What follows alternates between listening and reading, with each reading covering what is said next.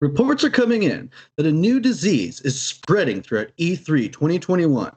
Apparently, this new virus affects the host and turns them into a neckbeard, overpraising and sucking off corporation dick, while also nitpicking every tiny detail.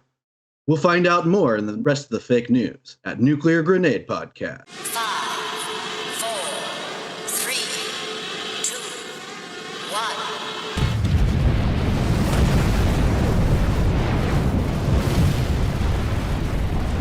Welcome to Nuclear Grenade Podcast. I'm Justin Land, your host.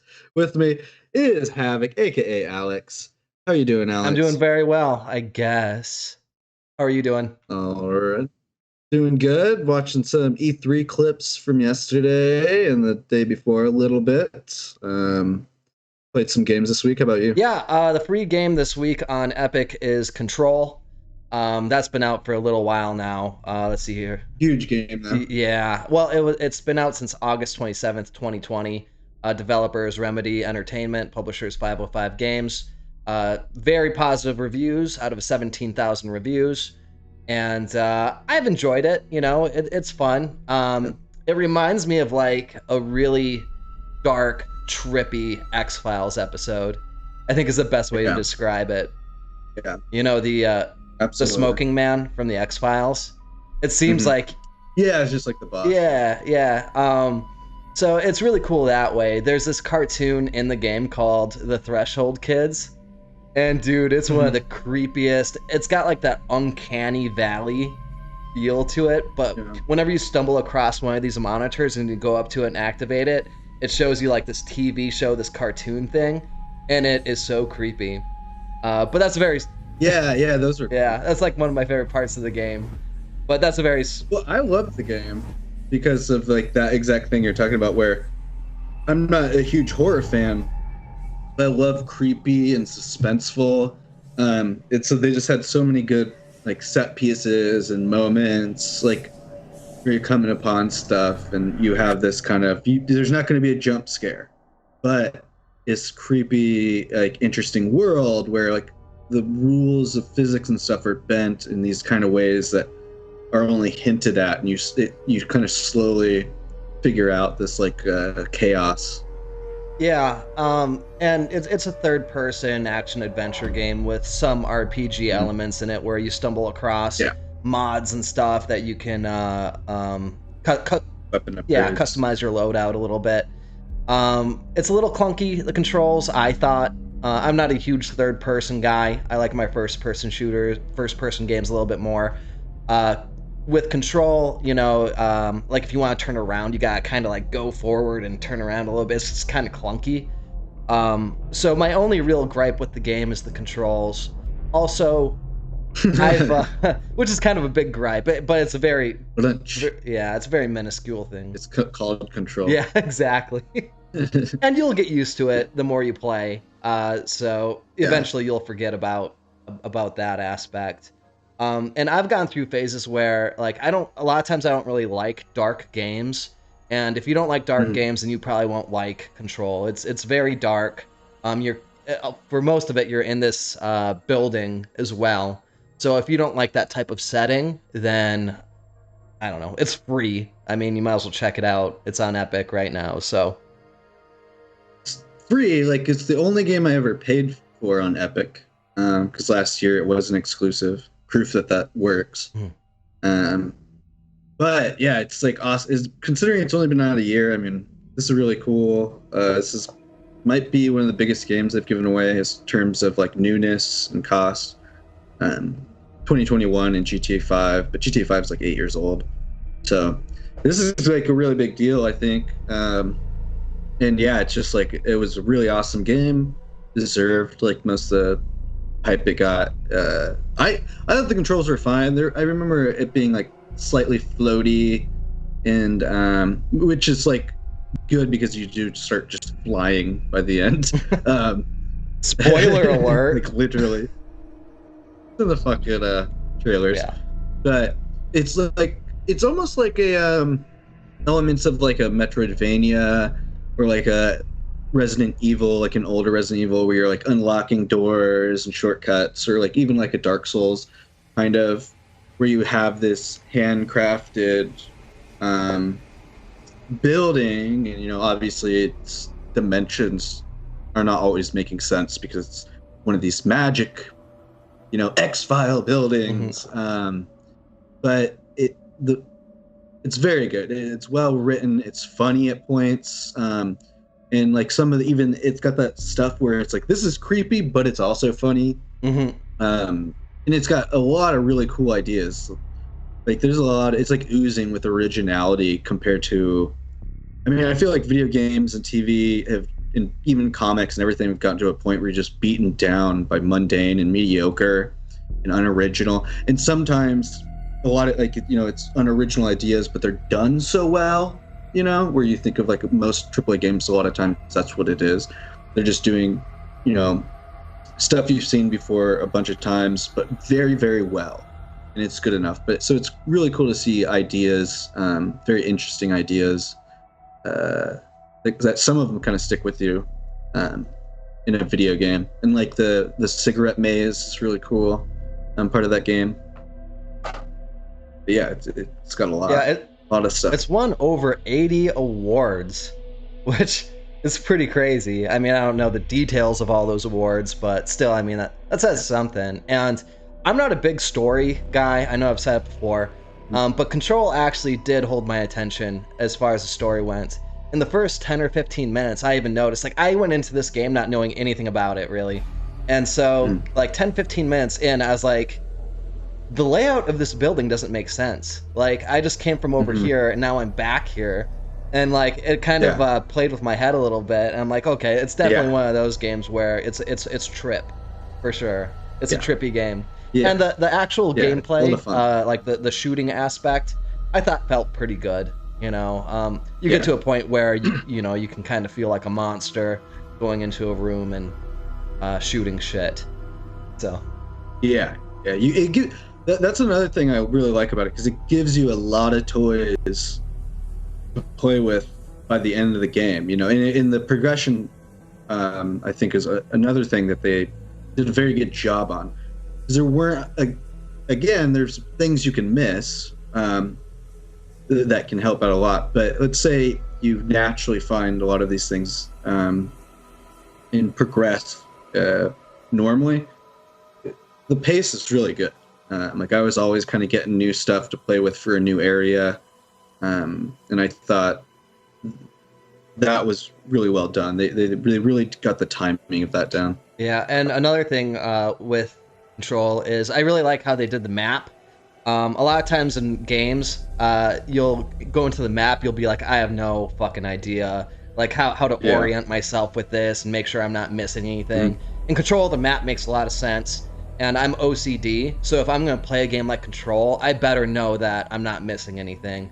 Otherwise, I'm going to drive myself fucking nuts, running back and forth, like, oh, did I miss a room? And there is some of that, because like in Control, like... Well, I missed a power. Well, because like you'll go and then like you'll get a key card or something, and you'll have passed a few doors back where you came from that you could go back and open with that key card. So you can miss stuff that way too, but it's rewarding, and I think they did a very nice job with it. I'd give it probably. I'm pretty rough with my scores. I'd probably give it a 6.5 or 7 out of 10. I'd give it way more than that. I mean, not way. I'd say it's a solid 8. And then I'd say with the extra creativity, I'd say like if you're looking at purely like rating the game, I'd say probably an 8. But for me, a 9. It's a 9 for me personally. But yeah, I think it's very competent, very good. And again, the older I get, the more I like those like 20, 25 hour experiences where you have a start to finish. I haven't played it since the DLCs, so I should get those and play through it again. Well, anything else? Have you played anything else this week? Oh, yeah. I've played The Last Spell, which came out last week or the week before, and it's, I don't know, it's very good. So it's a how do you say this? It's a tactics game but you have like nightly invasions of these zombies, and so and it's a roguelite as well. You have like this little town thing that you have to protect, and then zombies will come, and you'll have like your characters, and it's a tactics game, so you have to hold them off before they like destroy your wizards in the middle of the town that are trying to cast a spell that removes magic from the world.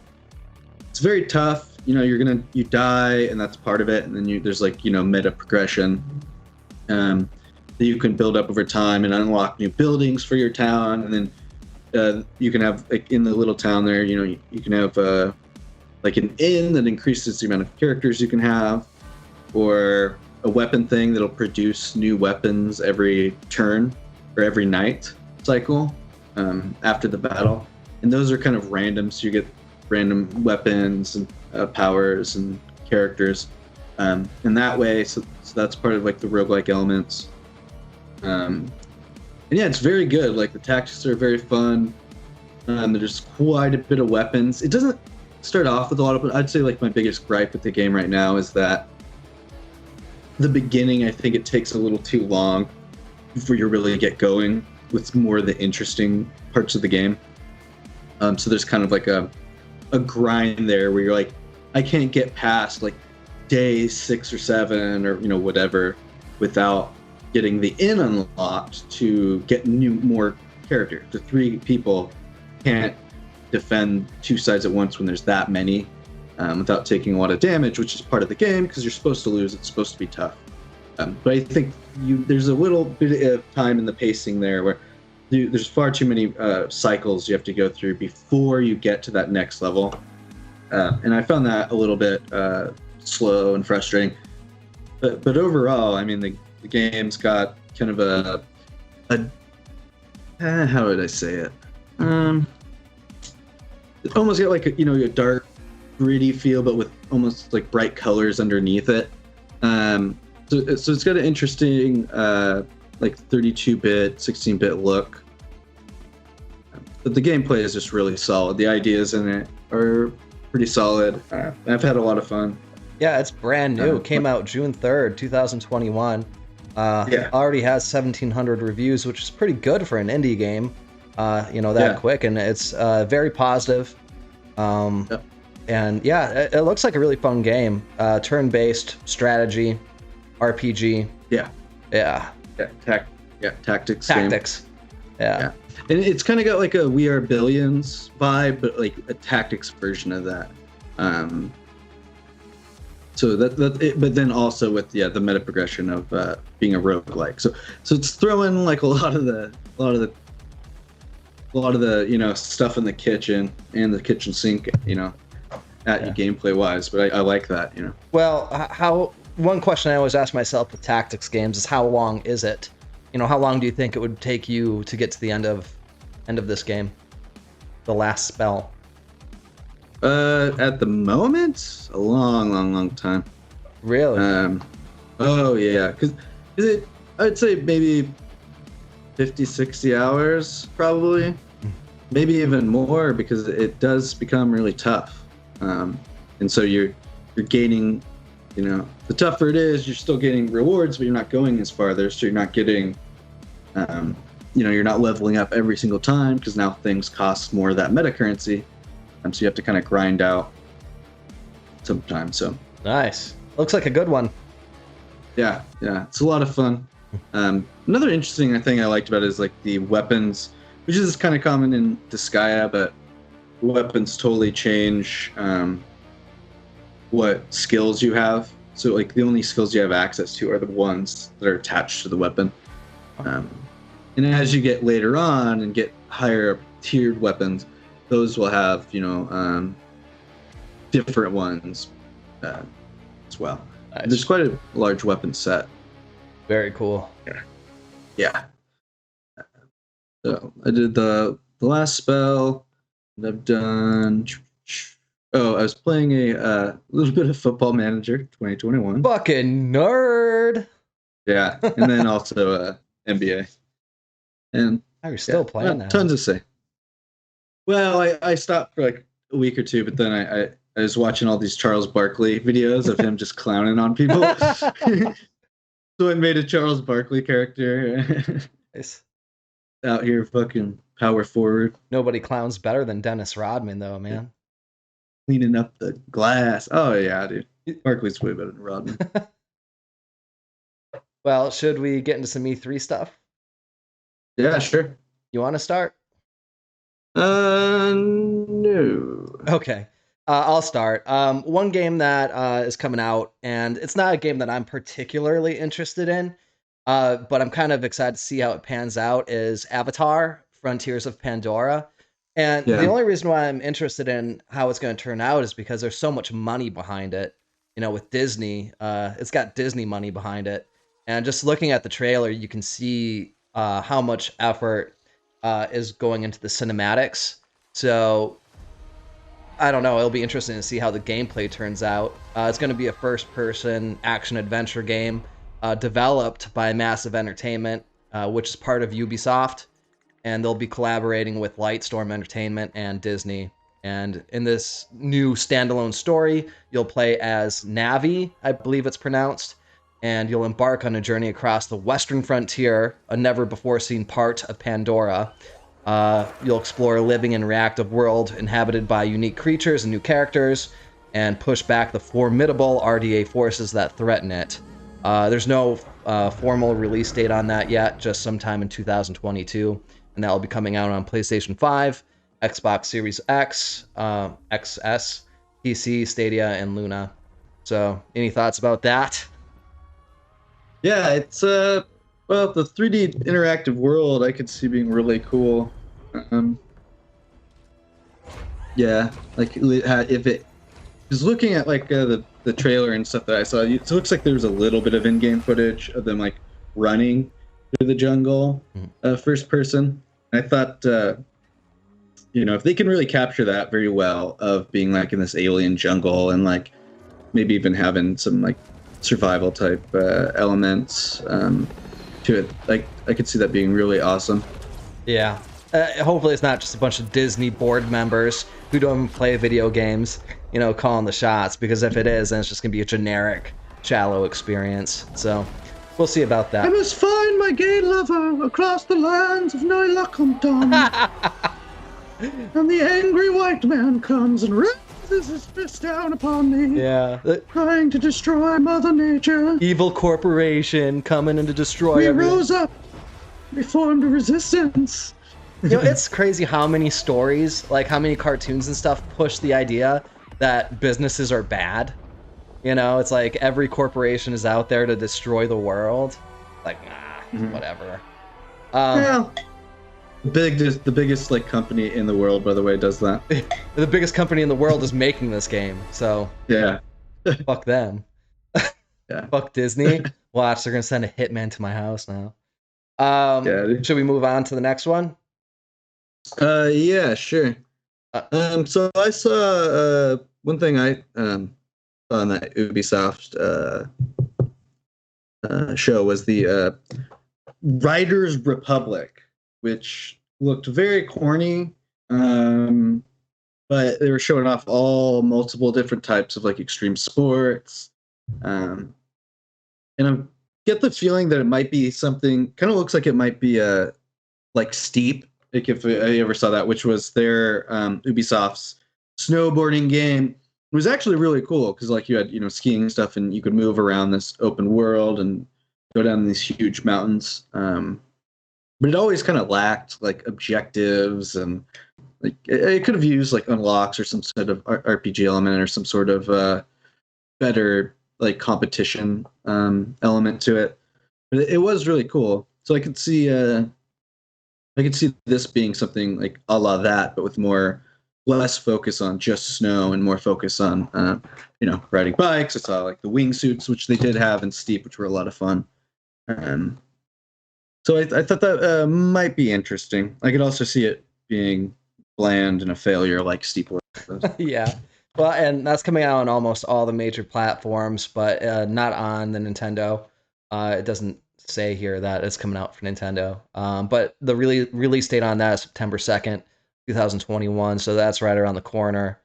Yeah, not a long way. So I'm not familiar with Riders Republic. So there's multiple different sports games on it. Like, so it's like a bunch of different games in one. Is that? Yeah. Well, I just know from the trailers and stuff, but it seems like it might be just like Steep was, where it's you have all these sports in it, but it's not like separate games. You're like one guy out there, and then you can switch to your wingsuit or switch to your snowboard or your skis and do this trail. Interesting. Yeah, and you can teleport to a new spot and shred down the mountain. Gotcha. And some stuff you do have to like snowboard, parachute, wingsuit. It's pretty sick. You're like a Navy SEAL of sports. Absolutely, dude. James Bond. Yeah. James Bond. That scene where he's like snow skiing down a mountain like with an assault rifle. It's like, wow, really? So over he's the like top. doing like tricks, dude. Backflip.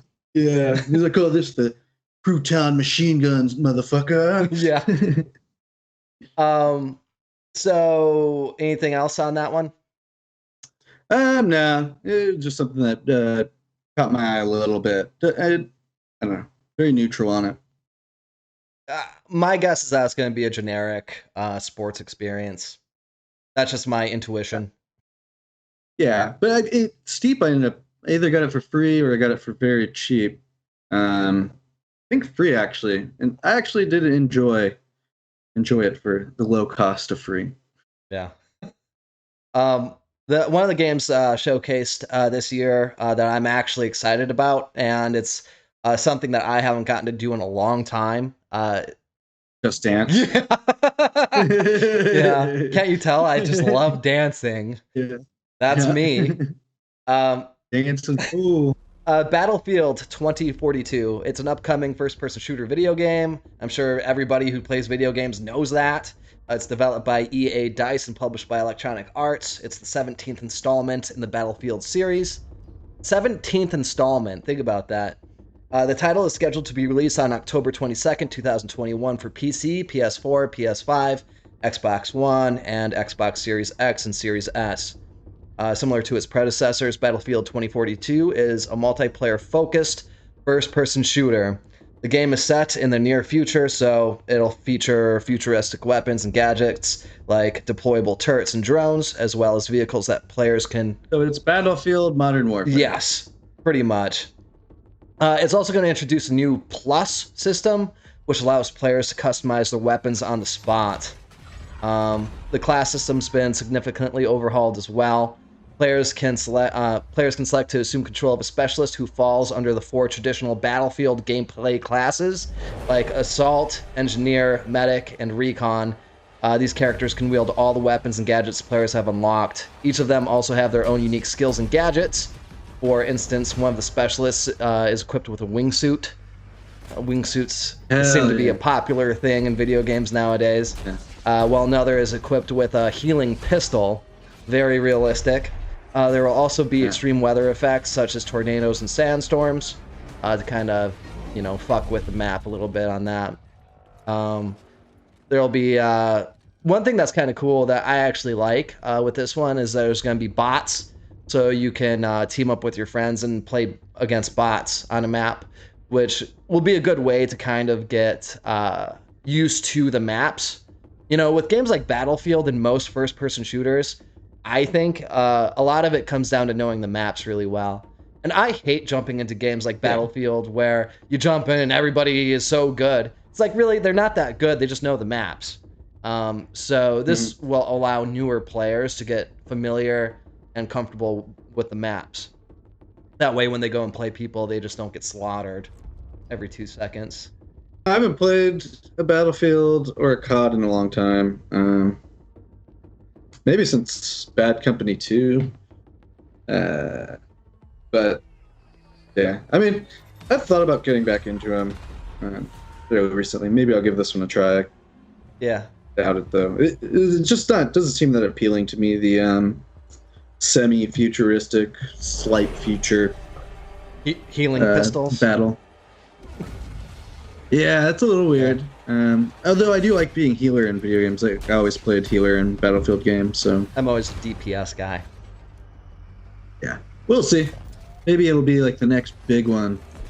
Yeah, I've enjoyed previous Battlefield games. I like how they have so many RPG elements with customizing your loadouts and mods and stuff like that. And I think as far as first-person shooter games go, especially when you compare it to like a game like Call of Duty, I would definitely lean towards Battlefield being the better, superior game to Call of Duty. I enjoy it more. I definitely enjoy it more. I like with the cars and the vehicles and the planes and shit like that. I like having the crazier chaos. Yeah. Um, Well, what's interesting about this new Battlefield is that they're actually kind of designing the multiplayer maps. So they're trying to prevent grief kills where like you're just running and then you get sniped and then you respawn and you get sniped. What they're doing is that they're kind of creating these different areas where in one part there'll be like a stadium. So that's kind of where if you got longer range weapons, you can go and hope someone runs through there. So they're working a lot on the maps, implementing a lot of thought into that. So hopefully, I think it's going to turn out well. I'm actually excited about it, and I don't typically get excited about games. So hopefully my hype doesn't let me down on this one. I'm sure it will. Yeah, I'm sure it will too. Almost always does. Yeah. It's best to go into things Almost with always. low expectations. One thing you'll learn in life as you get older, have low expectations. You know. Yeah. So sad. I learned early on. Give up. Give up really early. Don't try it either. Yeah, you'll just be disappointed. Yeah, there are actually quite a few things I liked. Another one I saw was Metal Slug Tactics, another tactics game. So yeah, just looks like Metal Slug graphics, Metal Slug IP characters, but it's a tactics game. And I really liked, there was an old Game Boy Advance game, Advanced Wars. And it has a huge, like, Advanced Wars thing going on. And I really enjoyed Advanced Wars, so, if it's similar to that, Ooh. I think I'll enjoy this. It looks good. I like tactics games a lot, and I like this art style. And it harkens back to the days of arcades, which I'm a little too young for the arcade days. But I wasn't so young that I didn't enjoy Metal Slug at the hockey rink, Yeah. So that's cool that they're turning that into a tactics game. It'll be nice to have that Metal Gear or Metal Slug name back in the pool, the video game pool. Yeah, well, they've been doing other stuff. I feel like I saw the a mobile game recently. Seems like they're trying to get it out there. Yeah, should be cool. We'll see though. I don't know any of the details about the actual tactics yet. Yeah, well, for the most part, like so far with E3, we're missing it right now. Like it's live right now, and I'm gonna look at it later tonight after this podcast. I'm really excited to see if they're gonna say anything about Elder Scrolls 6. That's one game. No, you don't think so? I don't think so. You don't think it's gonna be good, or you don't think that they're gonna say anything about it? I don't think they're gonna say anything about it. Oh. Well, I would rather them not say anything about it and take their time and make sure that's actually put together and well produced by the time they release it. I would rather them take all the time in the world and just make sure that it comes out badass, than push it. If they announce it now, there's going to be expectation. Yeah. Not me. I want it to suck, and I want it to be out now. Yeah. Well, that's what you get for being pushy. I want to be complaining about it now. Yeah, fucking Bethesda. Goddamn assholes. Bethesda. Yeah. For you, Todd Howard. I know what you did to your dog. It just works, man. Just works. You know what you did to your dog, Todd Howard. You know what you did. So one of the games that has really been getting pushed so far in E3 is Far Cry 6. It's like the biggest game, it seems like, that's being pushed by everybody. And we talked about it a little bit in our last podcast, I think. It's the 6th main installment in the Far Cry series. It's going to be out on all the major platforms except, again, Nintendo. And in case you've never played a Far Cry game, it's an open world action adventure, first person shooter with some RPG elements to it. This one, it's going to take place on the fictional Caribbean island of Yara, which is inspired by Cuba and described as the largest Far Cry map to date. In the game, it's ruled by El Presidente Anton Castillo, who is a fascist dictator with full control over the island. Castillo is guiding his son, Diego, who is unsure of his own future, to follow in his footsteps. You'll be playing a character named Danny Rojas, who is a former soldier in the Yaran Armed Forces. There's no real customization you can do to that character, but in the beginning of the game, you'll be able to choose if Danny is male or female. So that's all I got on that. I guess I just thought it was going to be a female. It's interesting they're doing a choice when this is like the first time it seems like they've given the characters personality. So it's weird when you like. It would have made more sense when they had no personality to have the switch, but now that they've actually seems to put work into the actual characterization of the character, they're like, oh, now you have a choice.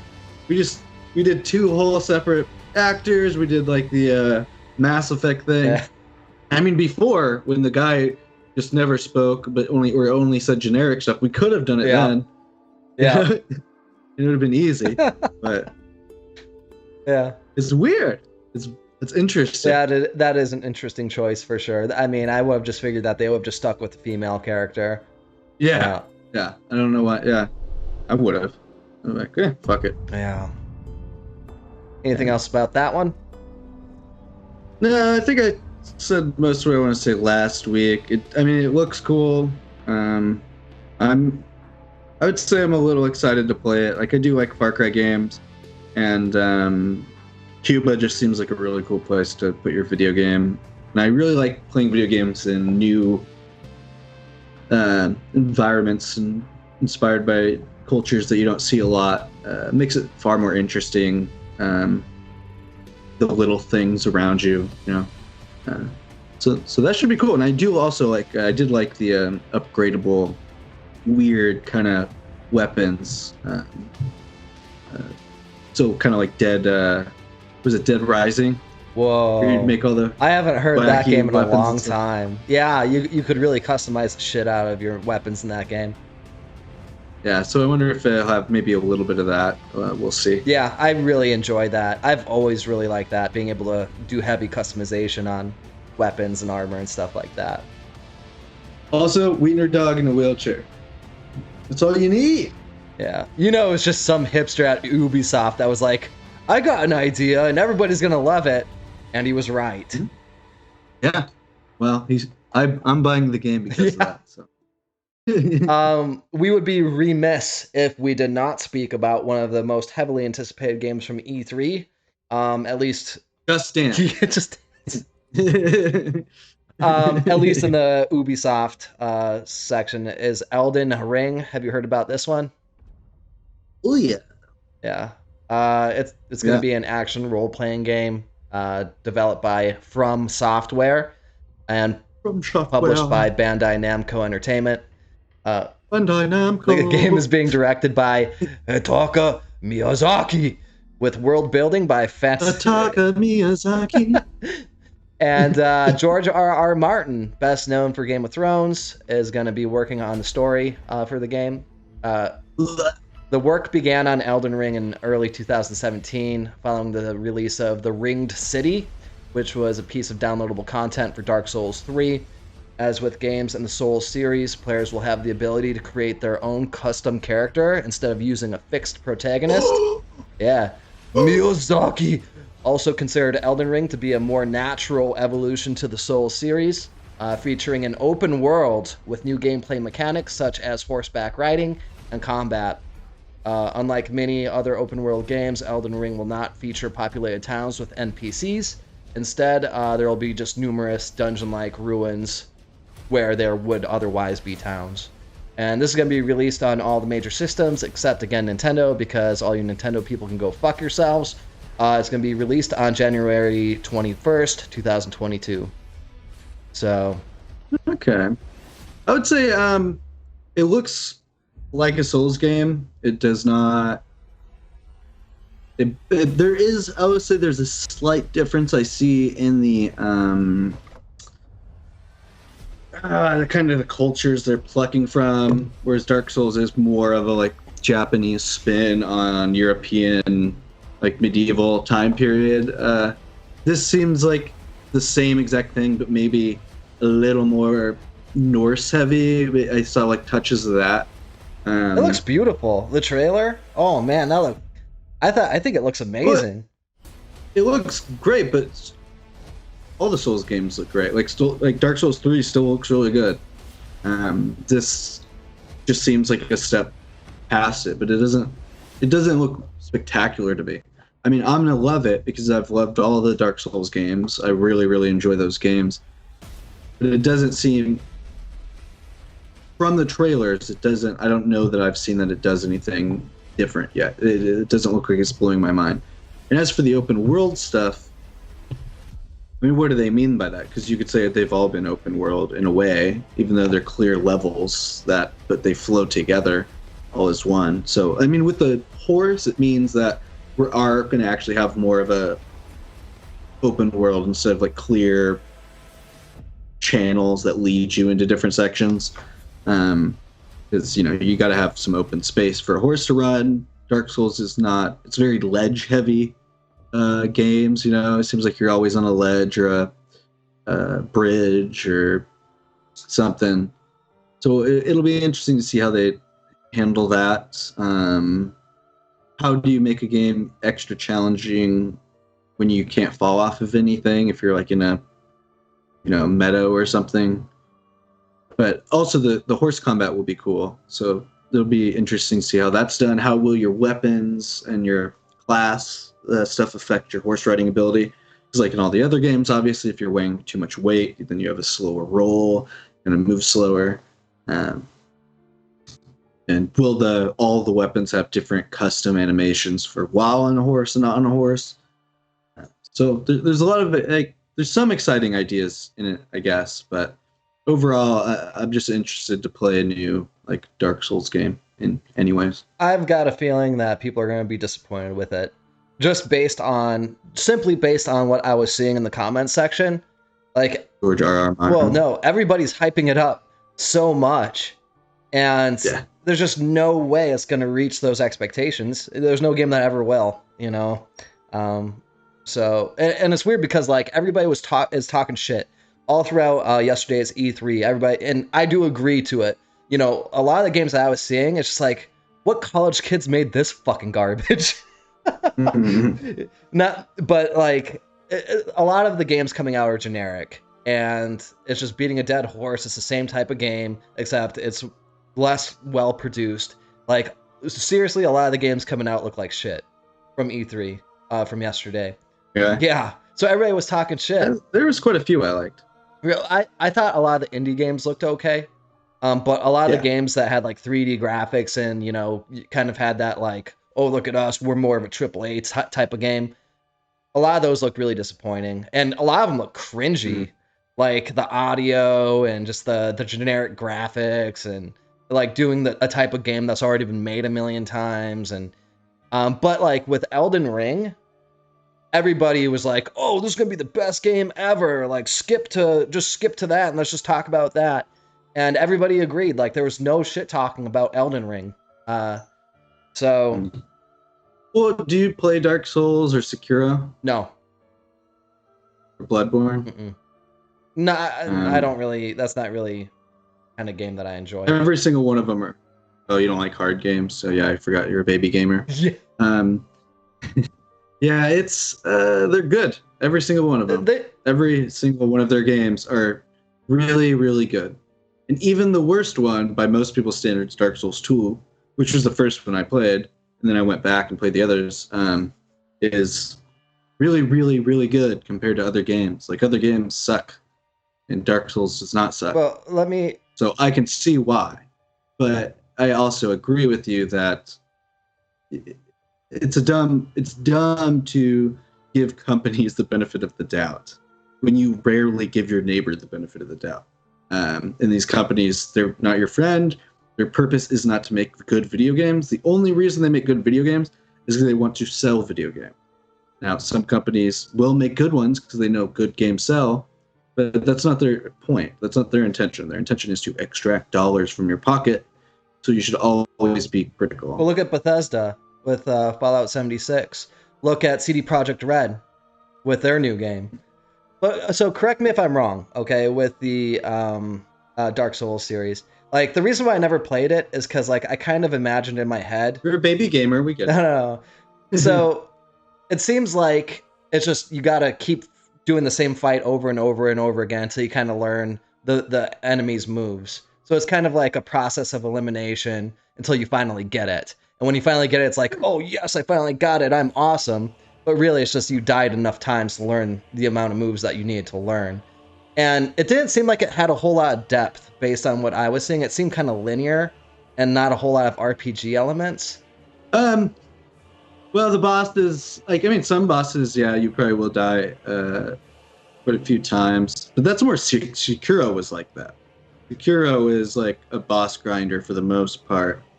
But Dark Souls is not as much. Like, there's a lot of bosses you can kill first time, or, you know, instead of just going in and dying, you take your time and give them space and learn it that way. And but the levels are a big part of it, you know, and the level design is very, very good on those compared to most games. And they're linear in certain ways, but there's also multiple paths to kind of you can do things in different orders. It's all stats, you know, so you level up and increase stats, and that can unlock certain abilities depending on what you're doing. If I'm doing magic heavy, then I can use miracles. Or if I'm doing faith, I can do miracles, and that gives me powers. But most people, like, the best thing is meat and potatoes, going with the sword and just dodge roll. Yeah. But yeah, it's a process of learning the game, taking your time and being careful, but you also appreciate it, and there is a ton of depth, and there's builds that you can go down. Okay. All right. Yeah, I mean, it's like a Zelda if Zelda wasn't gay. Like an adult version of Zelda. Yeah. But like wearing like a cot piece with like heavy metal spikes on it. Yeah, I'm not opposed to playing it. It's just I won't want to spend a full $60 on it. Kind of like I know the Resident Evil games are decent and good, but like I won't spend $60 to play it. It's just not my style of game, I guess. Yeah, but you can get Dark Souls 3 for cheap on sale. Yeah, it's just not my type of game. So like I don't have that incentive to play it, but maybe I should give it a shot. Maybe I would like it. I'd say you should try, because I don't think those were my type of games, and then I fell in love with it because it's just a really, really good game. Okay. Yeah, and like the same thing with Control. It's like I do enjoy it, but like there's a part of me that knows that's not really my bread and butter, like the kind of game that I like to put a ton of time into. So it's like I can recognize it as a good, high quality game, but it's also not the thing that just strikes my chords, I guess, is a way to put it. There's definitely games that, you know, I'll still play and enjoy, but yeah, you're like, this isn't my favorite type of game. But I enjoy it. I saw there's like a couple other ones. Some of these are indie that I saw, but 2 Point Campus looks cool to me. That 2 Point Hospital was basically a reimagining of Sim Hospital from back in the day. Or no, Theme Hospital. And, you know, you have wacky diseases, and you're creating like, oh, I've got clownitis, and the person's treating a clown, and so your hospital needs a declownifier, and, you know, then you need a doctor to run your declownifier, and, you know, just a very lighthearted, tongue-in-cheek hospital management sim. And so 2 Point Hospital came out 2-3 years ago, and was a very solid reimagination of that game. It was very fun. Not the most in depth, but that wasn't its goal. Its goal was to be very Theme Hospital style, and they did that very well. And so it's kind of cool to see them. They're going to do the same thing with this for campuses. So it's going to be like a a simulation, campus simulator, academy simulator type game. And I'm interested to see what wacky little animations and ideas they have for, what classes, like I'm teaching advanced googly eye making, or, Huh. A little lighthearted, fun, colorful management sim to, relax before going to bed, or, whatever. And it looks cute, looks fun. I like Theme Hospital, or 2 Point Hospital, so I'll probably like this as well. Yeah, it kind of reminds me of The Sims a little bit, with like how you can build like little roads, and then like you can build like the actual structure of the campus itself. Yeah, yeah, yeah. Interesting. Yeah, it looks like a cool little game. But another management style game I saw, I think maybe you played this, maybe you didn't, but the Jurassic Park Evolution, they're making the second one. No, I've always been really tempted to get the first one, and I saw on Epic Games that the second one's coming out, and I'll probably get it. I just never got the first one, but it looks awesome, I think. Yeah, I'll have to wait and see, because the first one's not very good. Um, it's interesting in the fact that it's a management style game, like a park management game with dinosaurs. We all get it. However, instead of the management being the focus and like earn this and do this, it's kind of got missions and storyline missions. So you're kind of doing this storyline and playing through, which makes it pretty interesting. I haven't seen a lot of games do that. However, the downsides, I think, come with the fact that it's very shallow in many of the management aspects, and it's almost kind of like a streamlined semi-management game, but more looking at dinosaurs and trying to complete these little side missions, or story missions. Yeah, it looks good. I think I might give it a shot once it comes out. I like the idea of it, so it will just Of course, depend yeah. on the exit. You're a big JP fan. Yeah, yeah, anything with dinosaurs. Yeah. Was that all that you saw though from E3? Well, God, the whole thing was like fucking 20 hours long. Yeah, I didn't watch Oh, Supercuts. God. I was get me in and out of here. I don't care about fucking Yeah, Mario Rabbids too. yeah, ugh. Yeah. I just kind of skipped through it, and like I would try to skip forward a little bit and see like the new trailer, and and it looked like a lot of good indie games are coming out, and then Yeah. like I said, a lot of the games that were trying to aim to be more AAA kind of look like they're not hitting the mark. So Did you did you see that Evil Dead game? I caught a glance of it, and that fell Uh, into the generic category for me. yeah, I couldn't tell what type of game it was because it looked like it was going to be like one of those asymmetrical fight each other games, but you're all just playing different Evil Dead characters or something. Yeah, I just saw So the graphics and a little bit of the gameplay, and I was like, skip forward.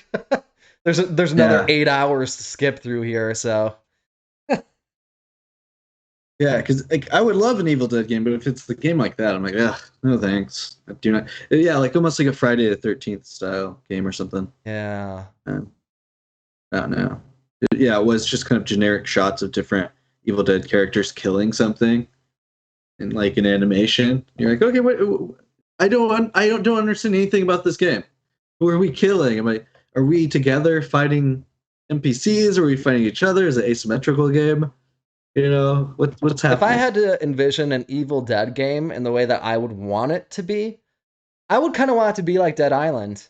Like a newer version of Dead Island. Yes, but you play as Bruce Campbell with him saying hilarious Duke shit Nukem and style. killing zombies all day, and then like, oh, I got to make a new arm, and this is my machine gun arm. Hmm. Yeah, and you make a cool car that's rigged. Basically, it's just what's the one that came? Dying Light. It's basically just Dying Light, but you're Ash. Have you played a Dying Light game? Yeah, it's awesome. Wow, yeah, I've been tempted to actually play that. That's kind of up my alley a little bit. Yeah, it's I really enjoyed it. It's like Dead Island, but much better and bigger. What? Really? Is there co-op on that? I think so. I'm not sure though, but I think so. There's some sort of multiplayer. Dying Light 2, Stay Human. Yeah, that one's not out yet, I don't That's coming out believe. December 7th this year. Yeah. Oh. The virus won and civilization has fallen back to the Dark Ages. The city, one of the last human settlements, is on the brink of collapse. Use your agility and combat skills to survive and reshape the world. Your choice matters. Death to the humans. Online co-op. Nice. Yeah, see? Yeah, and it's like, parkour. You know, parkour everywhere. Wow. It's fun. I beat the main storyline. And then I did a little bit of the DLC, which was cool, and it had this car that you could upgrade and stuff, but I was like, it's funny that your DLC is the opposite of the whole point of the game, which was the parkour. It's like, let's take this very vertical city where you're hopping around, you're escaping zombies this way, and you're like, yeah, this is a game of parkour and zombies. That's the whole point of the game. It's the whole point. In every trailer, parkour. And then let's make the DLC where there's 0 buildings. The only thing you can parkour is like one random little cow fence. But now you're gonna drive a car, which you can't use the car in this part though, because the city's way too crowded. Now you get a car, but no parkour. You're like, what the fuck? Still kind of fun. Still kind of fun, but and it was fun for different reasons. Almost like the same reason Mad Max was fun. You know, it was like this open world car killing game. But it was so weird to make a DLC that goes like undercuts a main core focus of your game. Yeah, and December 7th. Isn't that the date of Pearl Harbor? Kind of a side note. Yeah. That's one thing we had to learn in the Navy. But yeah, this should be we should play this game together when this comes out. Maybe this is something we could live stream. Yeah, sure. That'd be fun. That'd be really fun. Yeah, dude. Especially at night when the mutant zombies come out. The fast ones. Those are the ones I like. Yeah, dude. Those are the ones I make love to. Oh, God. Making love with the dead. Dude, I need to be in a hardcore metal band, dude. You need to be in a porno. You should start your own genre of porn, zombie porn. Necro Zombie Cup. I'm sure a lot of people would be into that. Yeah, dude, we'll get that guy with the Frankencock. His like wife cut his cock off and threw it out a window, and then they found it and sewed it back on. Really? And he does porn.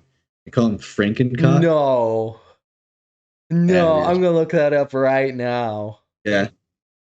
So I feel like his cock is dead, and it is kind of like a zombie cock on a human body. It's just like rubbery and weird.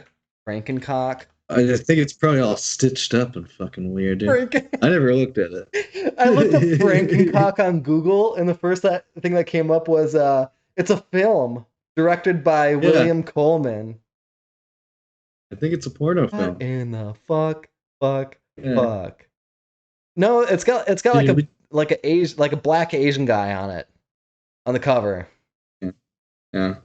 There's a different one then, with him in it. What in the hell, dude? Oh, did you ever remember that game Paladins? This is another thing I saw on E3. Paladins. The thing that's being conjured up in my head is a generic shitty game. Yeah, like a shooting game, like a first person what are they called? Like Overwatch style type game, I believe. Maybe it was just straight up like a League of Legends one. They're making like a second one, which I think is weird because it's like I thought that game failed hard. So it's really funny to see games that failed hard come back, which hopefully it's good. Hopefully it works this time, but it's interesting at least. Paladins. Yeah, the first one came out in 2016. Yeah. It was a free-to-play game, so... Oh, maybe it's even the same game. It got 9 out of 10 on Steam. People did like it. The games that it was aping were just far more popular. Yeah. I call them CFPS games. Clown first-person shooters. Like Overwatch and stuff. Yeah. Was it? I don't even remember though what it was like. Probably like Overwatch. Yeah, yeah. You see a new Perfect Dark game is coming out?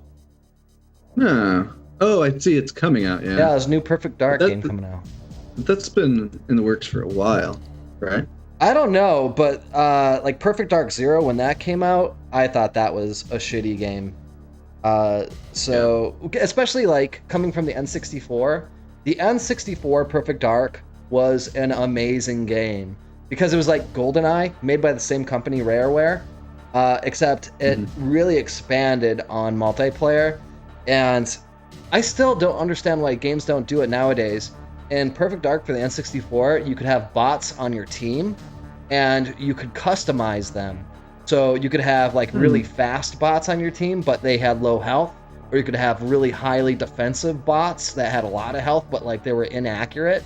And you could also tell them to like hold position, so you could like set them up almost like a turret defense game. So you could set them up in different spots. You could hide them behind crates. You could pull them up on ledges and tell them to hold position. You could have them follow you. Like Perfect Dark for the N64 That's was awesome. a fucking amazing game, and I would like to see them kind of try to implement that kind of stuff into this new one. I didn't see any real gameplay footage this E3. It was mostly cinematic, and in the chat people were talking shit. Yeah, 'cause they announced it, I guess, like what, last December or something.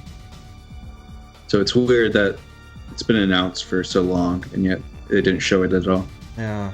But, yeah, yeah. Well, maybe it'll be good. Maybe it won't. It's hard to tell with these.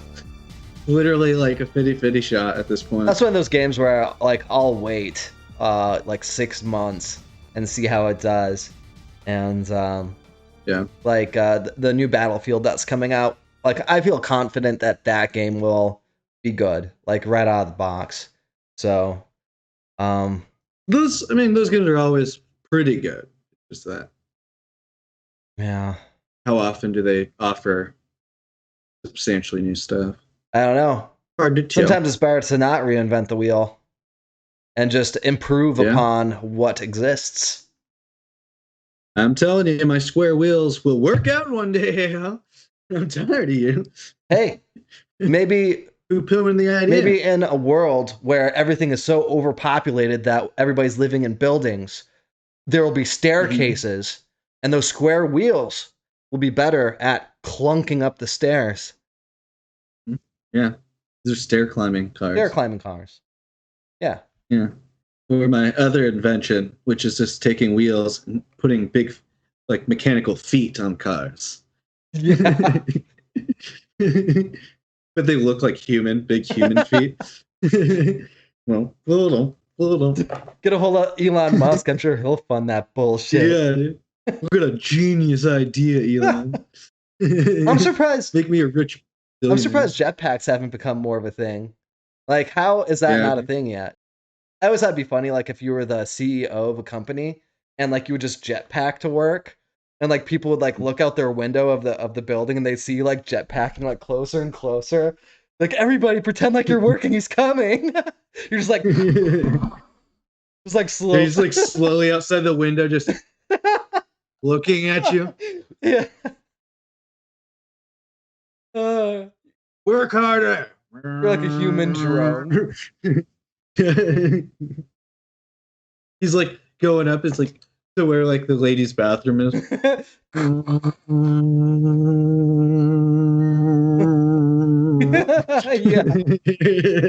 Oh man. Hey, Need a billionaire's awesome, dude. I don't think anyone will get to this point of this podcast. They probably tuned out by now. But if you're still here, like, if you want to leave suggestions or questions in the comment section, I think it'd be fun to have like a Q&A or like a comment type of thing where, you know, every week we can address your guys' comments, questions, criticisms, constructive criticisms, like maybe what could be better with the podcast, things like that. You know, because we're flexible. You know, we're still, figuring out the format. We're still getting comfortable talking on, to a camera and all that kind of stuff. So, yeah, leave comments, questions. We would appreciate that. Yes, please. Yeah, I guess that's all I had to talk about for E3. Until next week. Till next week. This is Nuclear Grenade Podcast. Shining out. Goodbye.